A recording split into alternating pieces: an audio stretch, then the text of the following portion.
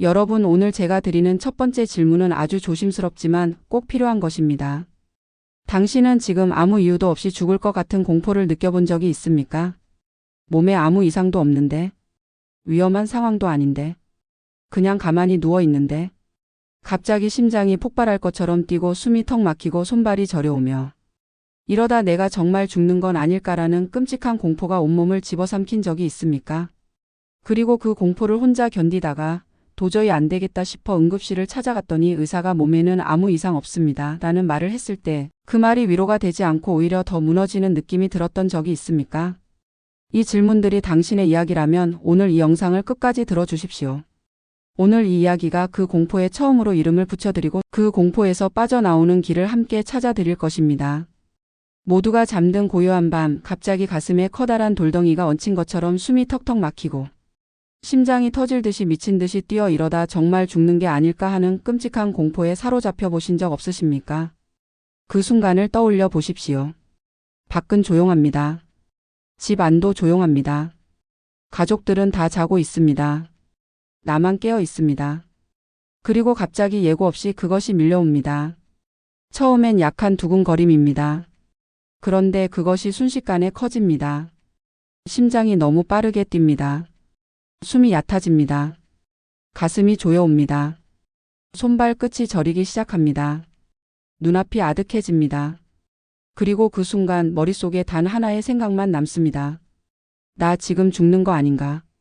사랑하는 여러분, 오늘 하루도 언제 또 그 지독한 발작이 찾아올지 모른다는 두려움에 떨며 겉으로는 아무렇지 않은 척 팍팍한 하루를 버텨내시느라 참으로 애 많이 쓰셨습니다. 이것이 얼마나 소진되는 일인지 아십니까? 발작 자체보다 발작이 또 올까봐 두려워하며 보내는 그 평범한 낮 시간들이 더 사람을 지치게 만듭니다. 밥을 먹다가도 사람들과 이야기하다가도 갑자기 또 오면 어떡하지라는 생각이 스칩니다. 그 생각 하나가 하루 전체를 긴장 속에 묶어둡니다. 낮에는 사람들과 부대끼며 억지로 잊고 지내다가도 어둠이 내리고 방 안에 홀로 남겨지며 원인을 알 수 없는 지독한 불안감이 스멀스멀 온몸을 덮쳐옵니다. 식은땀이 흐르고 손발이 저려와 구급차를 타고 응급실로 달려가 보지만 의사는 몸에는 아무 이상이 없다는 야속한 말만 되풀이할 뿐입니다. 몸에는 이상이 없다. 그 말이 왜 위로가 되지 않는지 압니다. 내 몸은 분명히 생지옥을 겪고 있는데 기계는 이상 없다고 합니다. 그러면 이 고통은 도대체 무엇입니까? 내가 꾀병을 부리는 것입니까? 내가 약한 사람입니까? 그 혼란이 다시 자책으로 이어집니다. 그리고 그 자책이 다시 불안을 키웁니다. 아무도 이 고통을 이해해 주지 않는다는 뼈저린 고립감은 우리를 더 깊은 우울과 공황의 늪으로 무자비하게 끌어내립니다. 그 악순환 안에서 얼마나 오래 혼자 버텨오셨습니까? 오늘 이 자리에서 먼저 말씀드리고 싶습니다. 당신은 약한 사람이 아닙니다. 꾀병도 아닙니다. 정신이 이상해진 것도 아닙니다. 그리고 이 고통에는 분명한 이유가 있습니다. 지금부터 그 이유를 함께 들여다보겠습니다. 솔직하게 여쭤보겠습니다. 공황 발작이 왔을 때 이런 생각이 드신 적 있으십니까? 도대체 내 머리가 어떻게 고장났길래 이런 끔찍한 병에 걸린 걸까? 아니면 나만 이러는 걸까? 다른 사람들은 왜 이러지 않는 걸까? 혹은 이게 점점 심해지면 나는 어떻게 되는 걸까? 그 생각들이 발작이 없는 시간에도 당신을 갉아먹고 있다면 오늘 이 이야기가 그 생각의 사슬을 끊어드릴 것입니다. 무엇보다 먼저 가장 중요한 사실 하나를 말씀드립니다. 공황장애는 당신의 뇌가 오작동을 일으켜 켜버린 가짜 화재 경보기와 같습니다. 이 비유를 잘 기억해 주십시오. 가짜 화재 경보기. 실제로 불이 난 것이 아닙니다. 연기가 난 것도 아닙니다. 그런데 경보기가 울립니다. 귀청이 찢어질 듯 시끄럽게 당신의 온몸에 경고음을 보냅니다. 너는 지금 위험해. 숨을 쉴 수 없어. 이러다 죽어. 그 경고음이 너무 강렬하고 실제처럼 느껴지기 때문에 몸이 반응합니다. 심장이 빠르게 뛰고 혈압이 오르고 온몸이 긴장 상태가 됩니다.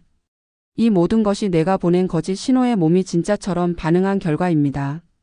이것이 공황 발작의 정체입니다. 그렇다면 이 가짜 화재 경보기 앞에서 우리가 취하는 가장 흔한 반응은 무엇입니까? 패닉입니다.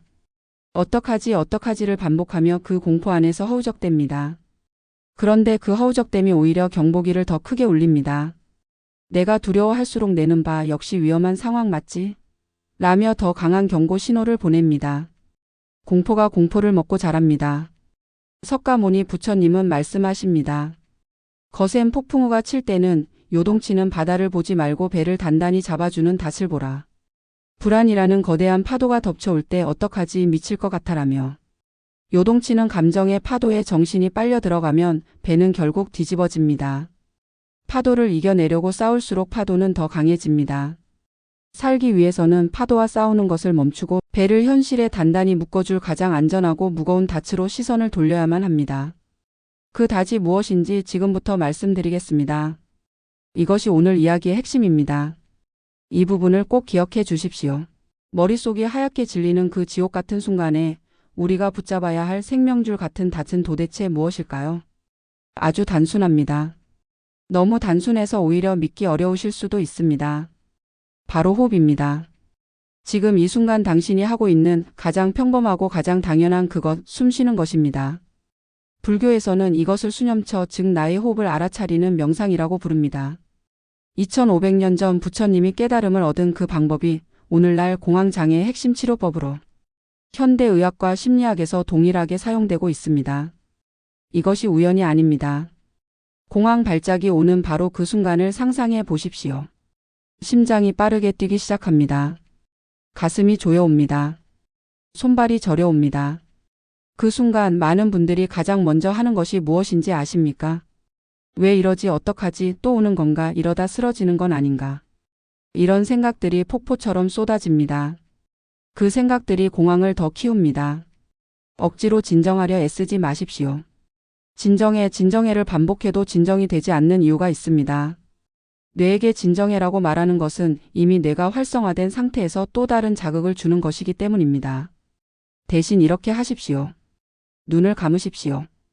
그리고 당신의 모든 신경과 의식을 오직 코끝을 스치며 들어오고 나가는 숨의 감각 하나에만 강제로 꽂아 넣으십시오. 숨이 코끝으로 들어오는 감각. 그 공기가 콧구멍을 통과할 때 느껴지는 약간의 서늘함. 숨이 목을 타고 폐로 내려가며 배가 부풀어 오르는 감각. 그리고 그 숨이 다시 나가며 배가 꺼지는 감각. 천천히, 규칙적으로. 그 단순한 리듬 하나에 모든 것을 겁니다. 잡생각이 끼어들면 어떻게 합니까? 그냥 두십시오. 쫓아내려 하지 마십시오. 잡생각이 왔다는 것을 알아차리고 다시 조용히 호흡으로 돌아오십시오. 이것을 반복합니다. 왜 이것이 효과가 있을까요? 핵심을 말씀드리겠습니다. 공황 발작은 마음이 과거의 트라우마나 아직 오지 않은 미래의 공포를 상상할 때 발생합니다. 뇌가 지금 이 순간이 아닌 다른 시간과 공간으로 달아나면서 가짜 위험 신호를 만들어냅니다. 그런데 호흡은 철저하게 지금 여기에서만 일어납니다. 어제의 호흡도 없고 내일의 호흡도 없습니다. 오직 지금 이 순간에 숨만 있습니다. 당신이 오직 호흡의 리듬에만 완전히 몰입하는 순간 과거와 미래를 떠돌며 발작을 일으키던 뇌의 오작동이 멈추기 시작합니다. 가짜 화재 경보기의 전원이 서서히 끊기기 시작합니다. 그리고 끔찍하게 느껴지던 불안의 폭풍우가 마법처럼 잦아들기 시작합니다. 이것이 단 하나의 닻이 가진 힘입니다. 숨을 쉬려고 해도 가슴이 막혀서 숨이 안 쉬어지는데 어떡합니까? 이 말씀 충분히 이해합니다. 호흡에 집중하라는 말이 이론적으로는 이해되는데 막상 발작이 오면 그 말이 전혀 들리지 않는 것처럼 느껴진다는 것도 압니다. 공황의 폭풍 한가운데에서 침착하게 호흡에 집중하라는 말이 얼마나 어렵게 느껴지는지 압니다. 그래서 이 이야기를 드려야 합니다. 호흡이 가빠질 때 우리가 저지르는 가장 큰 실수는 그 불안감을 통제하고 이겨내려 발버둥 치는 것입니다. 이 실수를 이해하기 위해 아주 유명한 비유를 하나 드리겠습니다. 늪에 빠진 사람을 생각해 보십시오. 늪에서 빠져나오려면 어떻게 해야 합니까? 본능적으로는 발버둥을 칩니다. 팔을 휘젓고 다리를 젓고 나오려고 안간힘을 씁니다. 그런데 늪에서 발버둥 칠수록 어떻게 됩니까? 더 깊이 빠집니다. 살려달라며 허우적거릴수록 늪은 더 깊어집니다. 공황도 그렇습니다. 이겨내려 싸울수록 더 강해집니다. 빠져나오려 할수록 더 깊이 빠집니다. 그렇다면 어떻게 해야 할까요? 한 발짝 물러서서 바라보십시오. 심장이 터질 것 같다면 이렇게 말해 보십시오. 아, 또 심장이 빨리 뛰기 시작하는구나. 식은땀이 난다면 내 몸이 지금 땀을 흘리며 긴장하고 있구나. 손발이 저려온다면 손발이 저려오는 감각이 있구나. 마치 남의 몸을 관찰하는 의사처럼 한 걸음 물러서서 그 감각들을 그냥 바라보는 것입니다. 판단하지 마십시오. 막으려 하지 마십시오. 그냥 바라보십시오. 부처님은 말씀하십니다. 인간의 모든 감정과 고통은 하늘에 잠시 머물다 흘러가는 먹구름에 불과하다고. 당신의 맑은 영혼은 푸른 하늘입니다. 공황이라는 감정은 시커먼 먹구름일 뿐입니다. 구름이 아무리 새카매도 그 뒤에 하늘은 변하지 않습니다. 비바람이 아무리 거세도 하늘 자체가 사라지지는 않습니다. 구름은 반드시 지나갑니다. 당신의 공황도 지나갑니다. 지금까지 단 한 번도 예외 없이 지나갔습니다. 이번에도 지나갑니다. 이 비도 결국은 지나갈 것이다. 이 한 문장을 발작이 오는 순간 속으로 읊조려 보십시오. 믿기 어려울 수 있습니다. 처음엔 그 말이 공허하게 느껴질 수 있습니다. 그래도 괜찮습니다. 반복하십시오. 그 말을 반복하면서 호흡이라는 닷에 의지하십시오. 구름과 싸우지 마십시오. 그냥 지나가도록 두십시오. 당신은 그 구름보다 훨씬 넓고 깊은 하늘이니까요. 여기서 아주 중요한 질문 하나를 드리겠습니다. 응급실에 실려갔던 그 수많은 밤들을 돌이켜 보십시오. 그 발작들 중에서 당신이 실제로 죽은 적이 있습니까? 실제로 미쳐버린 적이 있습니까? 없습니다. 단 한 번도 없습니다. 아무리 심하게 발작이 왔어도 아무리 이러다 죽겠다는 공포가 강렬했어도 당신은 살아남았습니다. 그 발작이 지나가고 나면 당신은 다시 숨을 쉬고 있었습니다. 다시 눈을 뜨고 있었습니다. 다시 일상을 살아가고 있었습니다. 이것이 바로 공황이 당신의 뇌를 속인 가짜 공포라는 가장 완벽하고 명백한 증거입니다. 그 뇌가 보낸 신호는 강렬했습니다. 실제처럼 느껴졌습니다. 하지만 그것은 가짜였습니다. 당신은 그 수많은 밤을 매번 가짜 공포와 싸우며 살아남아 온 것입니다. 그것이 얼마나 대단한 일입니까? 이제 발작이 오는 그 순간 이것을 떠올리십시오. 지금 당신은 어디에 있습니까?